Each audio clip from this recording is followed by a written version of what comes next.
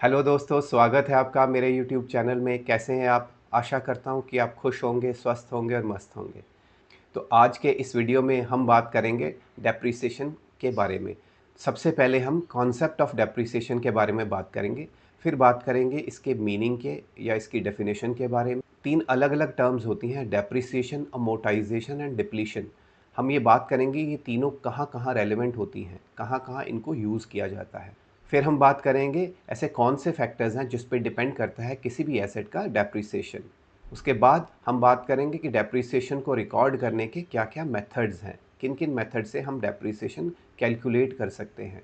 और फिर हम बात करेंगे जब हम एक डेप्रिसिएशन को बुक्स ऑफ अकाउंट्स में रिकॉर्ड करेंगे तो उसको रिकॉर्ड करने के क्या अलग-अलग मेथड्स हैं, और फिर उसकी जर्नल एंट्रीज भी देखेंगे।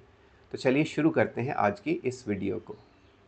तो सबसे पहले बात कर लेते हैं कि ये डेप्रिसिएशन का कॉन्सेप्ट है क्या। देखिए, जो मैचिंग प्रिंसिपल है, matching principal requires that the revenue of a given period is matched against the expenses for the same period. तो जब हमने कॉन्सेप्ट्स पढ़े थे तो मैचिंग कॉन्सेप्ट ये कहता है कि जब भी हम किसी ईयर की प्रॉफिटेबिलिटी निकालनी है तो हमें क्या करना है, उस पीरियड के जो हमारे एक्सपेंसेस हैं और उस पीरियड के जो रेवेन्यूज़ हैं, ठीक है, उन दोनों को मैच करना है। मतलब हमें वो रेवेन्यूज़ लेने हैं जिनके कॉरस्पॉन्डिंग एक्सपेंसेस हमने उस अकाउंटिंग पीरियड में स्पेंड किए हैं, ठीक है, सो दैट हम उस पीरियड की प्रॉफिटेबिलिटी को ढंग से ढूंढ पाएँ। अब यहाँ पे क्या कंसेप्ट आ रहा है, this ensures correct amount of profit and loss for that period. Now fixed assets are the assets which are used in business for more than one accounting year. ठीक है, अब देखिए, फिक्स्ड एसेट्स हमने क्या पढ़े हैं कि फिक्स्ड एसेट्स वो एसेट्स होते हैं जो हमें over the period of years benefit देते रहते हैं। ठीक है, जैसे फर्नीचर हमने परचेज़ किया, उसका बेनिफिट हम सालों साल यूज़ करते रहेंगे, हम उस फर्नीचर को यूज़ करते रहेंगे। मशीनरी है, उसको भी हम ईयर ऑन ईयर यूज़ करते रहेंगे। तो इसका मतलब ये हो गया कि जो एसेट्स हैं वो हमें मोर देन वन ईयर जो है बेनिफिट देते हैं। तो इसका मतलब हमें उन एसेट्स को एक साल में तो अकाउंटिंग बुक्स में डाल नहीं सकते। ठीक है, इसीलिए हम फिक्स्ड एसेट्स को year on year carry forward करते हैं। ठीक है, अब बात ये आ जाती है कि वो जो हम हर साल इसका कितना पोर्शन डालेंगे। ठीक है, जो अभी हमने बात करी ना कि हम जितना बेनिफिट लेते हैं तो हमने इस साल जितना बेनिफिट उस फिक्स्ड एसेट से लिया उतना हमें रेवेन्यू में डालना ज़रूरी है। तो इसी को हम कहते हैं डेप्रीसिएशन। तो बेसिकली अगर आप कॉन्सेप्ट की बात करें तो डेप्रीसिएशन वो एनुअल नॉन कैश एक्सपेंस है जो हम एवरी ईयर चार्ज करते हैं डेप्रिशिएबल एसेट से। जैसे हमने मशीनरी खरीदी, हमने मशीनरी का सपोज 15% चार्ज किया डेप्रिसिएशन। अब ये 15% कहाँ से है, ये हम बाद में बात करेंगे। लेकिन वो जो 15% चार्ज किया है वो बेसिकली ये दिखा रहा है कि हमने इस मशीनरी को इस साल इतना यूज़ किया है, इसका इतना एडवांटेज लिया है। ठीक है, और उतना हमने इस साल कर दिया। ऐसे ही जब तक उस एसेट की लाइफ है, ठीक है, अगर वो मशीनरी सपोज हमें लगता है कि 4 साल या 5 साल तक काम करेगी तो हम उस डेप्रिसिएशन को 5 ईयर्स में डिवाइड करेंगे, सो दैट हम हर साल अपने जो प्रॉफिटेबिलिटी है ये अल्टीमेटली जाएगा कहाँ, ये जाएगा प्रॉफिट एंड लॉस अकाउंट में, डेप्रिसिएशन जो है। तो जो प्रॉफिट एंड लॉस अकाउंट से हमें क्या मिलता है, प्रॉफिटेबिलिटी पता चलती है। तो जो प्रॉफिटेबिलिटी है वो तभी क्लियर होगी या तभी रियल निकलेगी जब हम जिन जिन एसेट्स को हमने यूज़ करके रेवेन्यू अर्न किया है उन सबको डेबिट भी करें। तो जब हमने मशीन यूज़ की है तो उसका डेप्रिसिएशन भी माइनस करना ज़रूरी है।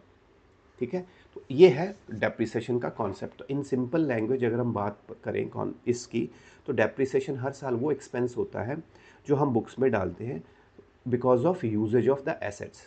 ठीक है, अब थोड़ा सा और टेक्निकली जानने की कोशिश करते हैं।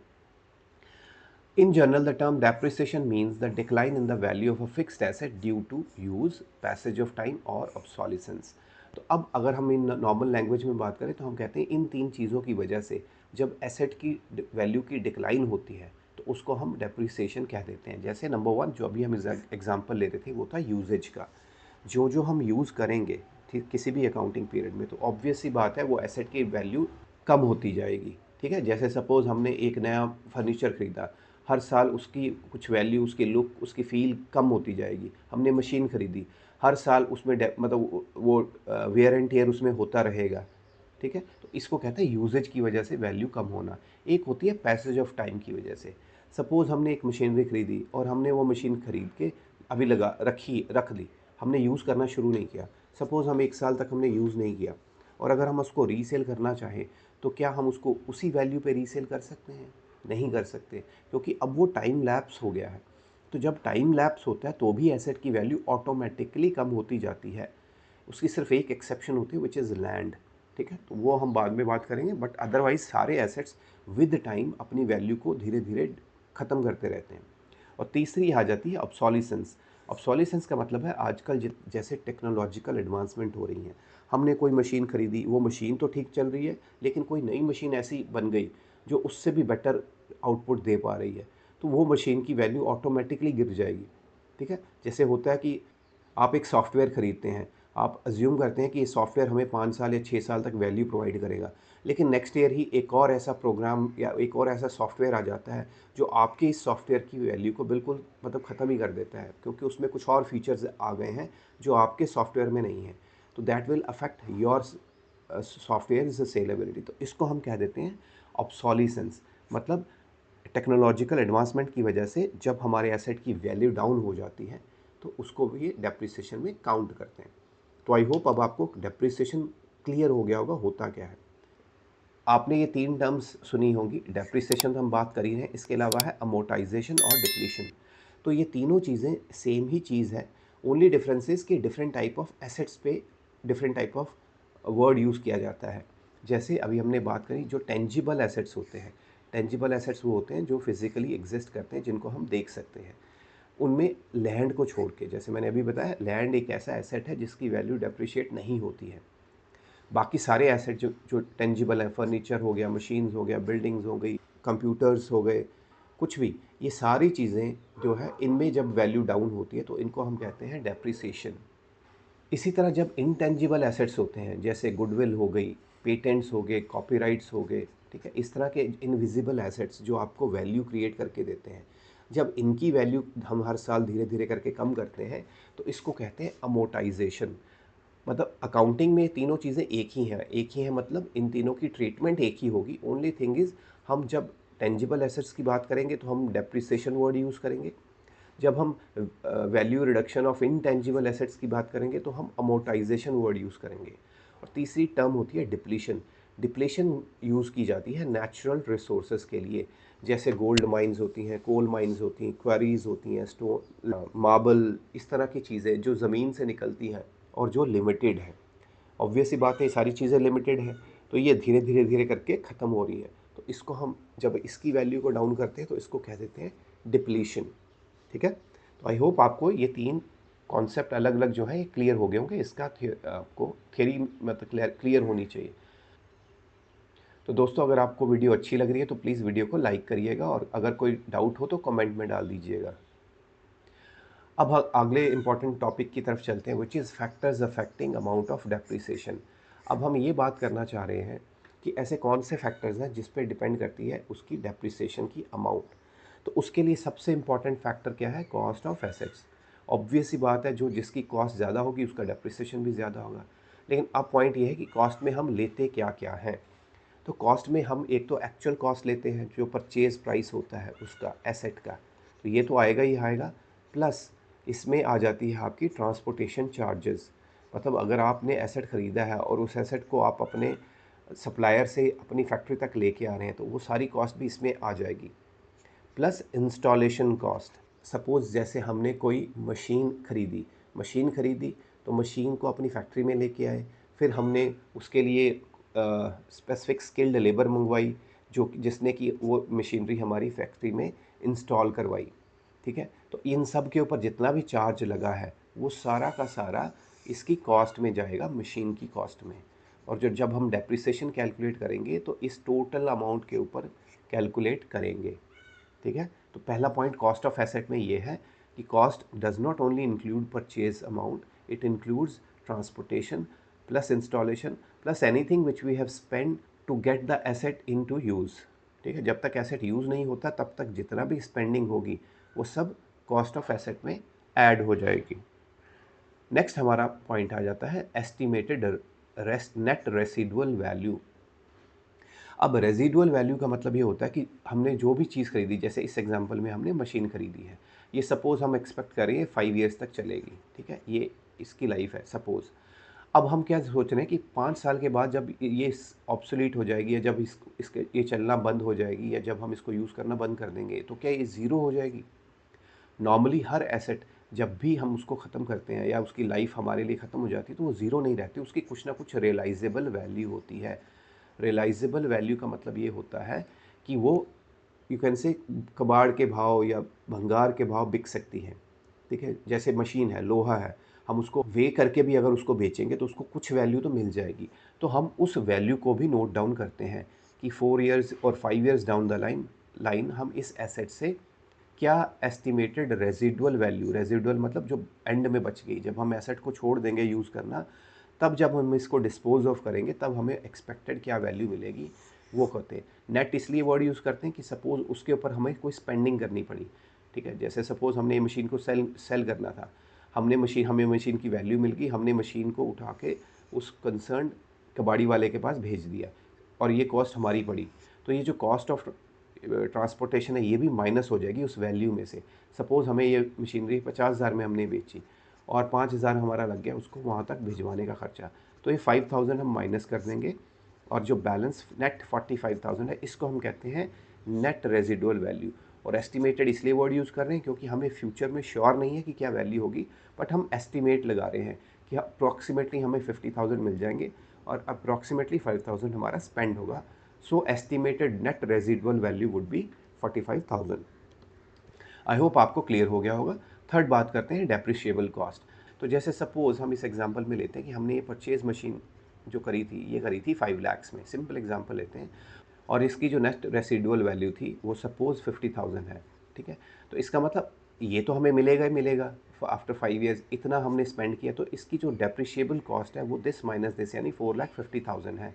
यानी अगर इसकी लाइफ, नेक्स्ट भी हम साथ ही डिस्कस कर लेते हैं, एस्टिमेटेड यूज़फुल लाइफ।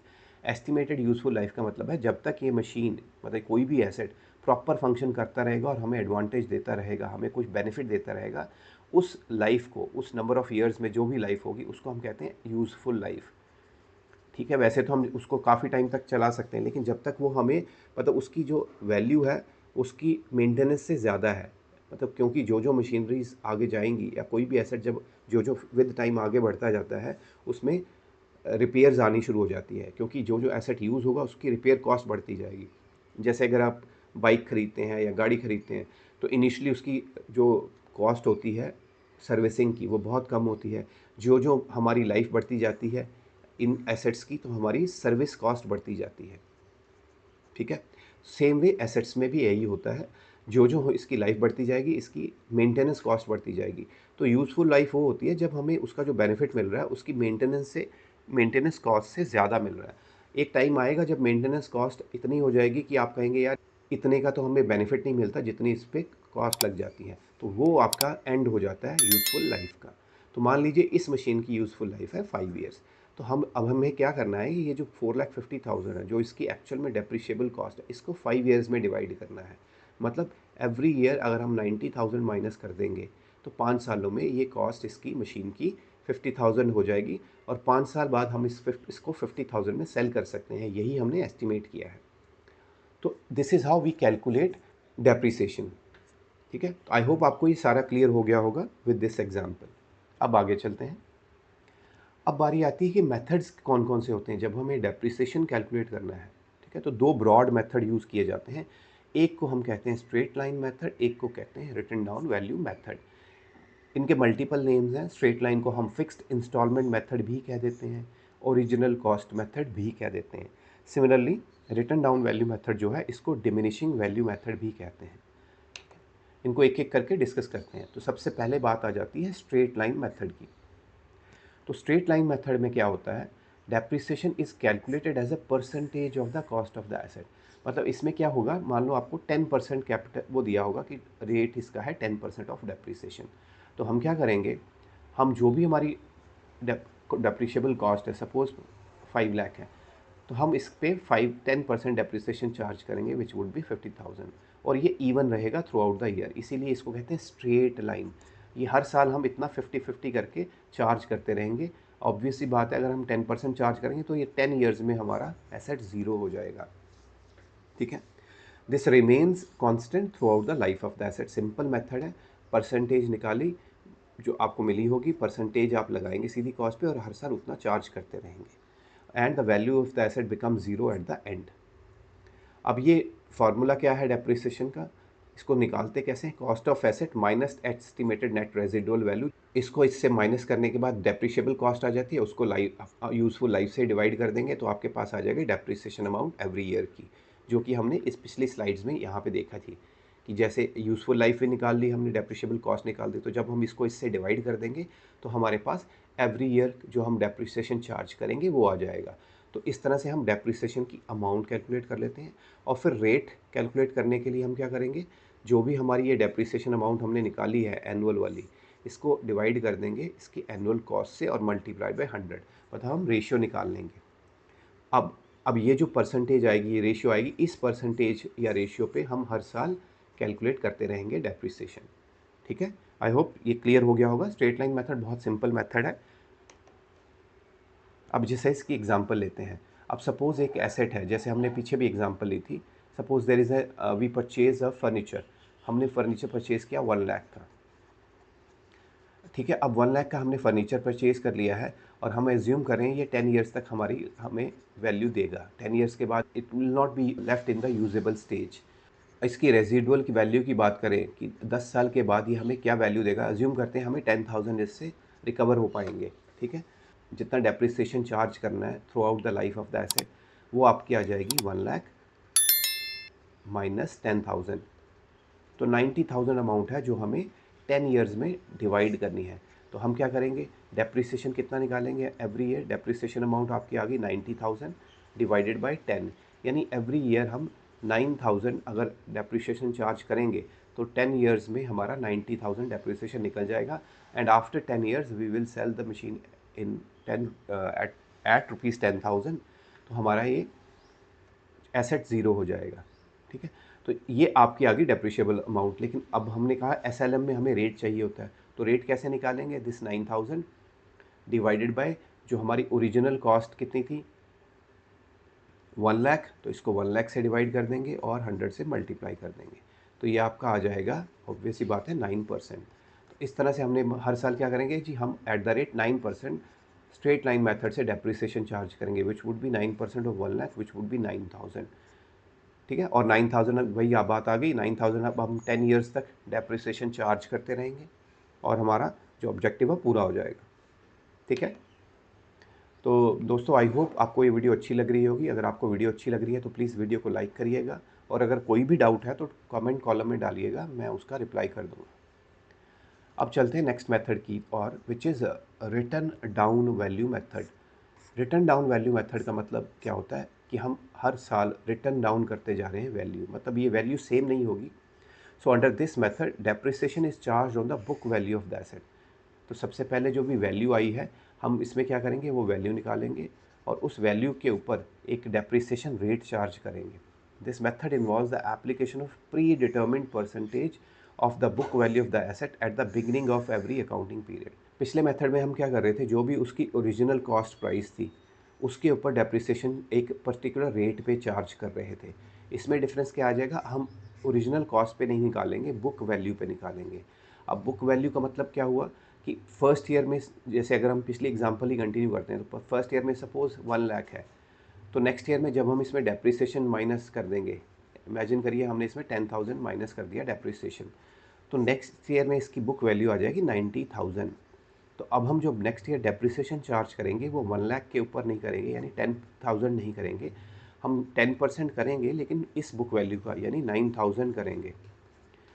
तो नेक्स्ट ईयर अगेन इसकी बुक वैल्यू कम हो जाएगी विच वुड बी 81,000। अब इससे नेक्स्ट ईयर जब हम डेप्रिसिएशन चार्ज करेंगे तो अगेन इसका 10% मतलब 8,100। इस तरह से हम एसेट को डेप्रिशिएट करते हैं every year. This is what is meant by return down value.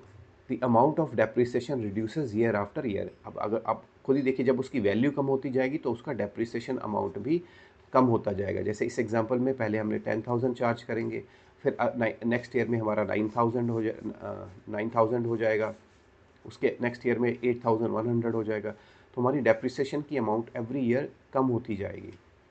ठीक है, अब अगर फार्मूला की बात करें तो ये रहा उसका फार्मूला, और ये इनके जो जो ये हमारे एक्रोनियम यूज़ हुए हैं, ये उनकी मीनिंग है। इस फार्मूला को आपको रटने की कोई ज़रूरत नहीं है।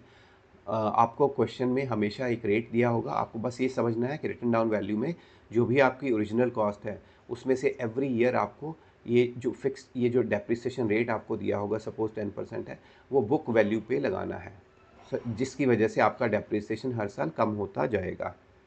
ठीक है। अब जैसे एक और एग्जांपल ले लेते हैं। Now suppose you purchased a computer. ठीक है, आपने 1 लाख रुपए लगा के कंप्यूटर परचेज़ किया है और उस पे जो रिटन डाउन वैल्यू मेथड के हिसाब से हम जो चार्ज कर रहे हैं, वो चार्ज कर रहे हैं, अज्यूम कीजिए 25%। तो फर्स्ट ईयर में जो हमारा डेप्रिसिएशन चार्ज होगा वो होगा 25,000 फर्स्ट ईयर में। तो फर्स्ट ईयर का चार्ज करने के बाद हमारी जो बुक वैल्यू बच जाएगी वो बचेगी 75,000। अब नेक्स्ट ईयर में यानी सेकेंड ईयर में जब हम चार्ज करेंगे तो हम 25% ऑफ 75,000 चार्ज करेंगे। ठीक है, विच वुड बी 18,750। ठीक है, अब इसको माइनस करने के बाद जो आएगी वैल्यू, अब थर्ड ईयर में जब हम डेप्रिसिएशन चार्ज करेंगे तो 25% of this amount. So every year this is how we are going to keep doing this thing. तो ये आपकी वैल्यू आएगी, फिर आप डेप्रिसिएशन चार्ज करेंगे, इस तरह से करते जाएंगे। ठीक है, आई होप अब आपको ये कॉन्सेप्ट अच्छे से क्लियर हो गया होगा रिटन डाउन वैल्यू मेथड का। अब हम इन दोनों के बीच में एक थोड़े से बेसिक डिफरेंसेस आइडेंटिफाई कर लेते हैं कि दोनों में फ़र्क कहाँ है दोनों मेथड्स में। सबसे पहला मेथड है basis of charging depreciation. Basis मतलब किस अमाउंट पे हम चार्ज करते हैं। तो स्ट्रेट लाइन में जैसे हमने बात करी, ओरिजिनल जो भी ओरिजिनल कॉस्ट है, कॉस्ट ऑफ एसेट है, उस पे हम डेप्रिसिएशन चार्ज करते हैं। Whereas in written down value book value पे चार्ज करते हैं। यानी हर साल क्या करेंगे, जो भी उसकी ओरिजिनल फर्स्ट ईयर में हम ओरिजिनल कॉस्ट पे चार्ज करेंगे, उसके बाद उसकी बुक वैल्यू हर साल कम होती जाएगी और डेप्रिसिएशन भी कम होता जाएगा। सेकेंड पॉइंट हमारा है on the basis of annual depreciation charge. अब इसमें जो डेप्रिसिएशन चार्ज है वो वैसे फिक्स्ड होता है, इसीलिए इसकी वैल्यू जो है मतलब वो फिक्स रहेगी, जो एनुअल चार्ज लगेगा। लेकिन इसका हर साल कम होता जाएगा क्योंकि उसकी बुक वैल्यू हर साल कम होती जाएगी। तो ये सेकेंड मेजर डिफरेंस है। थर्ड डिफरेंस है total charge against profit and loss account in respect of depreciation and repairs. अब अगर इन दोनों का टोटल मिला दिया जाए, डेप्रिसिएशन का और रिपेयर का, तो इसके केस में मोस्टली अनइक्वल होगा। क्यों? क्योंकि इसमें डेप्रिसिएशन तो सेम अमाउंट रहेगी थ्रू आउट द ईयर, लेकिन इसमें जो मेंटेनेंस कॉस्ट है या जो रिपेयर की कॉस्ट है वो धीरे धीरे बढ़ती रहेगी, क्योंकि एसेट की कॉस्ट तो रिपेयर्स की या मेंटेनेंस की धीरे धीरे धीरे बढ़ती जाती है। यहाँ पे क्या होगा, यहाँ पे ऑलमोस्ट इक्वल होगा, क्योंकि यहाँ क्या होगा, यहाँ ओरिजिनली डेप्रिसिएशन रेट ज़्यादा होता है और मेंटेनेंस कम होती है। तो इन दोनों का अगर टोटल करें तो ये ऑलमोस्ट एवरी ईयर हर अगले साल क्या होगा, डेप्रिसिएशन थोड़ा सा कम हो जाएगा और ये थोड़ी सी बढ़ जाएगी। तो ये जो टोटल कॉलम है ये ऑलमोस्ट सिमिलर रहेगा, 100% सेम तो नहीं हो सकता। तो इसका इम्पैक्ट क्या है, ये रिटर्न वैल्यू मेथड ज़्यादातर लोग क्यों प्रेफर करते हैं, और इनकम टैक्स भी इसको रिकोगनाइज करता है, which is our next point. Recognise by income tax, not recognise, because ये फेयर वैल्यू प्रोवाइड करता है। जैसे अभी हमने बात करी थी थोड़ी देर पहले कि मैचिंग कॉन्सेप्ट हमें ये कहता है कि हमें एक मतलब अपने एसेट की जो कॉस्ट डालनी है वो इस हिसाब से डालनी कि हम अपने प्रॉफिट को हर साल प्रॉपरली शो कर सकें। तो इसकी वजह से क्या होता है कि हमारी जो कॉस्ट है वो इवनली स्प्रेड आउट हो जाती है एवरी ईयर, क्योंकि पहले ओरिजिनली डेप्रिसिएशन ज़्यादा लगता है तो रिपेयर कम लगती है। आगे जो जो हम मशीन या एसेट को लेके जाते हैं तो डेप्रिसिएशन कम होता जाता है, लेकिन रिपेयर की कॉस्ट बढ़ती जाती है। तो ये सब ऑलमोस्ट एक दूसरे को कंपनसेट कर देते हैं, तो इक्वल सही अमाउंट रहती है, मोर और लेस। ठीक है, तो आपका थर्ड और फोर्थ पॉइंट आपने क्लियर हो गया होगा। फिफ्थ पॉइंट पे आ जाते हैं, which is suitability. It is अब ये किस किस एसेट के ऊपर ये काम करते हैं, मतलब ये किस एसेट के लिए ज़्यादा सूटेबल है और ये किस एसेट के लिए ज़्यादा सूटेबल है। तो ये उन एसेट्स पे सूट करता है जिनकी रिपेयर के चार्जेस कम होते हैं और possibility of obsolescence is also low, और स्क्रैप वैल्यू भी depends on that the time period involve. मतलब जो जो ये उन एसेट्स के लिए ज़्यादा बेटर है जिनकी रिपेयर के जो चार्जेस हैं वो कम होते हैं। उसका एडवांटेज ये होता है क्योंकि ये थ्रू आउट द ईयर हमने जो डेप्रिसिएशन चार्ज करना है वो सेम है।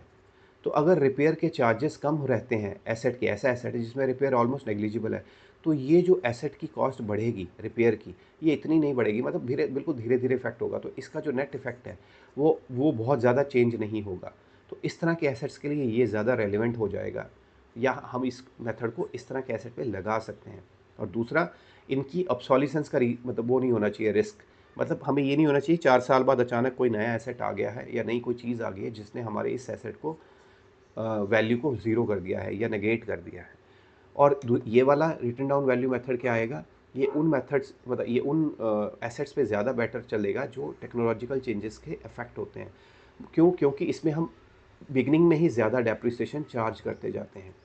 तो अगर मान लो 2 साल बाद या 3 साल बाद भी इस एसेट की टेक्नोलॉजिकल चेंजेस की वजह से, डिप्लीशन की वजह से अगर ये एसेट अपनी वैल्यू रिड्यूस कर लेता है, तो भी हमें बहुत ज़्यादा इम्पैक्ट नहीं पड़ेगा, क्योंकि हम ऑलरेडी बहुत ज़्यादा डेप्रिसिएशन उस एसेट से चार्ज कर चुके होंगे।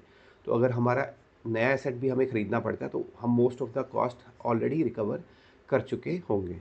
ठीक है? तो आई होप आपको ये सारा क्लियर हो गया होगा। तो अगर आप इस चैनल पे नए हैं तो प्लीज़ चैनल को सब्सक्राइब कर लीजिएगा। Thank you so much. अब बारी बात यह है कि अब हम बुक्स में इसको रिकॉर्ड कैसे करते हैं, ये सबसे इम्पॉर्टेंट चीज़ है। अभी तक हम कॉन्सेप्ट समझते आए हैं कि ये डेप्रिसिएशन क्या है, हम कौन कौन से मेथड यूज़ कर सकते हैं। ठीक है, अब हम बात करेंगे इनको एक्चुअल में बुक्स में कैसे दिखाते हैं। तो इसके दो मेथड्स हैं बुक्स में दिखाने के। पहला मेथड है जहाँ पे हम जो डेप्रिसिएशन है वो एसेट अकाउंट में चार्ज करते हैं, और दूसरा जहाँ पे हम एक प्रोविज़न क्रिएट कर देते हैं डेप्रिसिएशन का। अब हम इन दोनों को आराम से समझते हैं। तो जो पहला मेथड है उसमें क्या होता है, डेप्रिसिएशन अकाउंट यूज़ करते हैं हम फॉर चार्जिंग डेप्रिसिएशन। डेप्रिसिएशन कितना निकालना है वो हमने देख लिया कि कितनी अमाउंट निकालेंगे हर साल, वो सब हमने पिछले मेथड्स में देख लिया। अब हम क्या करेंगे, इस मेथड में हर साल डेप्रिसिएशन चार्ज करेंगे और asset value is reduced by the amount of depreciation. ठीक है, डेप्रिसिएशन जब माइनस करेंगे तो एसेट वैल्यू रिड्यूस हो जाएगी, और उसके बाद depreciation account is closed by transferring it to the profit and loss account. तो इसका मतलब ये हुआ, पहले हम डेप्रिसिएशन अकाउंट खोलेंगे, उसमें डेप्रिसिएशन की अमाउंट चार्ज कर लेंगे और उससे हमारा एसेट, इसको टू एसेट कर देंगे, तो इससे हमारे एसेट की वैल्यू कम हो जाएगी। और बाद में हम क्या करेंगे, इस डेप्रिसिएशन अकाउंट को प्रॉफिट एंड लॉस अकाउंट में डाल के क्लोज कर देंगे। डिटेल्ड जर्नल एंट्रीज अभी हम बात करते हैं आगे, पहले ब्रॉडली समझ लीजिए। और इसमें क्या फ़र्क है, इसमें और इसमें, दूसरे मेथड में क्या है, हम डेप्रिसिएशन अकाउंट यूज़ करने की बजाय provision for depreciation account use करेंगे। ठीक है, provision for depreciation account use करने का मतलब ये हुआ कि हम जो एसेट है, एसेट की वैल्यू को ओरिजिनल वैल्यू पर ही रखेंगे, उसको नहीं छेड़ेंगे। मतलब अगर हमने एक मशीन 1 लाख की खरीदी तो इसको हम 1 लाख पे ही रखेंगे। जितना डेप्रिसिएशन आएगा वो हम एक प्रोविजन अकाउंट में क्रिएट कर लेंगे। प्रोविजन जो होता है वो लाइबिलिटी होती है। तो सपोज़ हमने 10,000 डेप्रिसिएशन देना है, तो हम यहाँ 10,000 माइनस करने की बजाय, इसकी वैल्यू को 90,000 दिखाने की बजाय, हम बुक्स में ये 1 लाख की वैल्यू दिखाएंगे और प्रोविजन 10,000 अलग से दिखाएंगे। अब इसके भी दो मेथड्स होते हैं। एक तो मेथड ये कहता है कि यहाँ पे एसेट अलग से दिखाइए एसेट में, और लाइबिलिटी में प्रोविज़न अलग से दिखाइए। नेक्स्ट ईयर भी यही होगा, नेक्स्ट ईयर ये एसेट 1 लाख पे ही रहेगा और जो भी हमारी डेप्रिसिएशन की अमाउंट है वो इसमें ऐड हो जाएगी। तो ये ईयर ऑन ईयर हम यहाँ पे प्रोविज़न ऐड करते जाएंगे और एसेट 1 लाख पे ही रहता रहेगा। ये है पहला मेथड।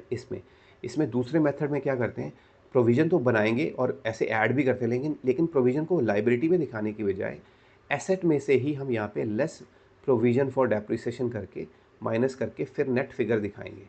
बुक्स में हमारी वैल्यू 1 लाख ही रहेगी, लेकिन जब हम बैलेंस शीट बनाएंगे तो बैलेंस शीट में वैल्यू इसकी कम करते जाएंगे। 1 लाख माइनस प्रोविज़न, मतलब प्रोविज़न को यहाँ दिखाने की बजाय हम यहाँ माइनस कर सकते हैं। ठीक है, तो ये दो मेथड्स हैं इसी विद इन दिस मेथड।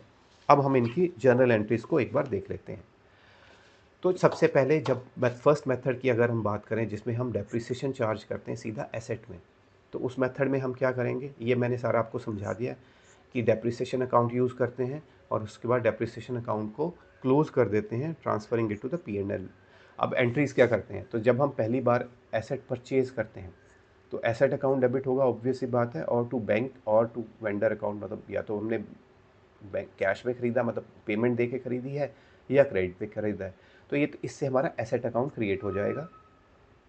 इसके बाद हम हर साल जो करेंगे इसकी डेप्रिसिएशन की एंट्री करेंगे। तो वो कैसे करेंगे, पहली एंट्री होगी for deducting depreciation amount from the cost of asset. तो हमने क्या किया, डेप्रिसिएशन अकाउंट डेबिट किया, अमाउंट हमने ऑलरेडी कैलकुलेट, मतलब देख ली कैसे कैलकुलेट करते हैं। तो उस अमाउंट से हम डेप्रिसिएशन अकाउंट को डेबिट करेंगे और एसेट अकाउंट को कम कर देंगे। क्रेडिट हो जाएगा तो एसेट की वैल्यू माइनस हो जाएगी। तो हमारी बुक्स में एसेट की वैल्यू माइनस हो जाएगी और इस एंट्री से एक डेप्रिसिएशन अकाउंट का एक डेबिट अकाउंट क्रिएट हो जाएगा। ये फिर हम दूसरी एंट्री क्या करेंगे, इसको क्रेडिट कर देंगे, तो ये अकाउंट हमारा ज़ीरो हो जाएगा और इसको ट्रांसफ़र कर देंगे प्रॉफिट एंड लॉस अकाउंट में। तो इससे क्या होगा, ये हमारा प्रॉफिट एंड लॉस अकाउंट में एक एक्सपेंस की तरह दिखना शुरू हो जाएगा। इसीलिए इसको कहते हैं नॉन कैश एक्सपेंस, क्योंकि इस पे हम कोई एक्चुअल में स्पेंड नहीं कर रहे। स्पेंड तो हम ओरिजिनली एसेट को परचेज़ करने में कर चुके हैं, हम सिर्फ हर साल उसकी कुछ वैल्यू इस माइनस करते जाते हैं अपने प्रॉफिट एंड लॉस अकाउंट में। अब तीसरी ट्रीटमेंट आ जाती है कि बैलेंस शीट में क्या करेंगे। अब क्योंकि बैलेंस शीट में इसकी वैल्यू की एसेट की वैल्यू कम हो गई है, तो हम सिर्फ इतना ही करेंगे, जो फिक्स्ड एसेट है वो हमारी बुक वैल्यू पे दिखाएगा, which would be less than it's original cost. उसमें से हम हर साल डेप्रिसिएशन अमाउंट माइनस करते जाएंगे और बुक वैल्यू हमारी डाउन होती जाएगी। इसीलिए इसको हम कह देते हैं ओरिजिनल कॉस्ट मेथड या फिर हिस्टोरिकल कॉस्ट मेथड। ठीक है, तो I hope journal entry simple है, आपको क्लियर हो गई होगी।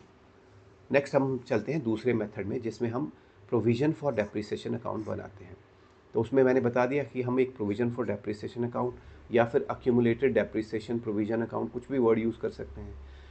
Asset account continues to appear at its original cost year after year in its entire life. ये भी मैंने आपको बता दिया कि एसेट की वैल्यू को कम नहीं करेंगे। अब जर्नल कैसे करेंगे, जर्नल एंट्रीज, पहली एंट्री तो सेम रहेगी, एसेट अकाउंट टू बैंक और वेंडर, इससे हमारा एसेट क्रिएट हो गया। अब दूसरी एंट्री जब हम डेप्रिसिएशन की करेंगे तो क्या करेंगे, डेप्रिसिएशन अकाउंट को डेबिट करेंगे। ठीक है, डेप्रिसिएशन अकाउंट को तो डेबिट करेंगे, साथ में कर देंगे क्रेडिट प्रोविजन फॉर डेप्रिसिएशन को। अब इससे इम्पैक्ट क्या पड़ा, एक हमारी बुक्स में डेप्रिसिएशन अकाउंट बन गया डेबिट साइड पे एक वैल्यू वाला, और एक क्रेडिट साइड में आ गया आपका प्रोविजन फॉर डेप्रिसिएशन। अब ये जो है इसको हम कुछ नहीं करेंगे, ये ऐसे ही रहेगा। डेप्रिसिएशन अकाउंट को वही हमने अपना इसको क्लोज कर देंगे प्रॉफिट एंड लॉस अकाउंट में डाल के, तो ये अकाउंट ज़ीरो हो जाएगा और ये हमारा डेप्रिसिएशन एक तरह से चला जाएगा P&L में। हमारा डेप्रिसिएशन भी चला गया, लेकिन इम्पैक्ट क्या पड़ा कि हमने एसेट को एक फिक्स्ड वैल्यू रखी और एक एक्स्ट्रा अकाउंट क्रिएट हो गया which is of credit value. तो ये एक तरह से हमारी लाइबिलिटी हमने क्रिएट कर ली। तो अब हम बैलेंस शीट में क्या करेंगे, एसेट साइड में हमारा जो एसेट है वो अपनी ओरिजिनल कॉस्ट पे रहेगा। ठीक है, और ये एक नया, क्योंकि मैंने कहा कि एक लाइबिलिटी क्रिएट हो जाएगी, तो ये प्रोविज़न फॉर डेप्रिसिएशन करके यहाँ पे आपका जितनी उसकी डेप्रिसिएशन चार्ज हुई होगी वो यहाँ पे आ जाएगी और एसेट ओरिजिनल कॉस्ट पे आ जाएगा।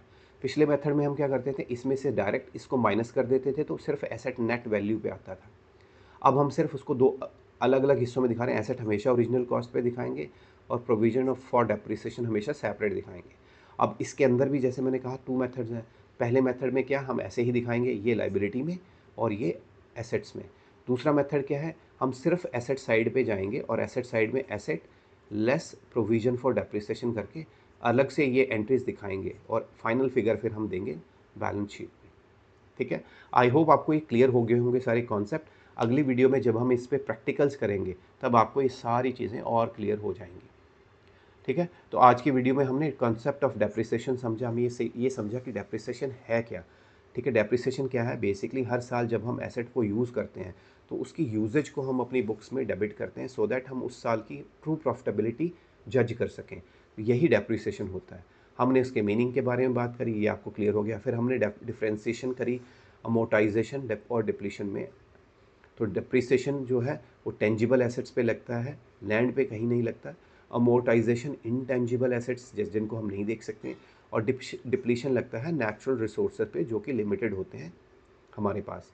फिर हमने फैक्टर्स ऑफ अफेक्टिंग डेप्रिसिएशन पे बात करी। इस पे हमने बात करी कि यूज़फुल लाइफ देखी जाती है एसेट की, नेट जो है एस्टिमेटेड यूज़फुल वैल्यू भी देखी जाती है, नेट रेजिडुअल वैल्यू देखी जाती है। तो ये सारे फैक्टर देखे जाते हैं। फिर हमने मेथड्स ऑफ डेप्रिसिएशन पढ़े, दो तरह के method, straight line and written down value method. और फिर हमने इन दोनों मेथड से बुक्स में कैसे एंट्रीज करते हैं ये सब समझ लिया है। अब आने वाले वीडियो में जैसे हमने बात करी, हम प्रैक्टिकल्स समझेंगे अच्छे से।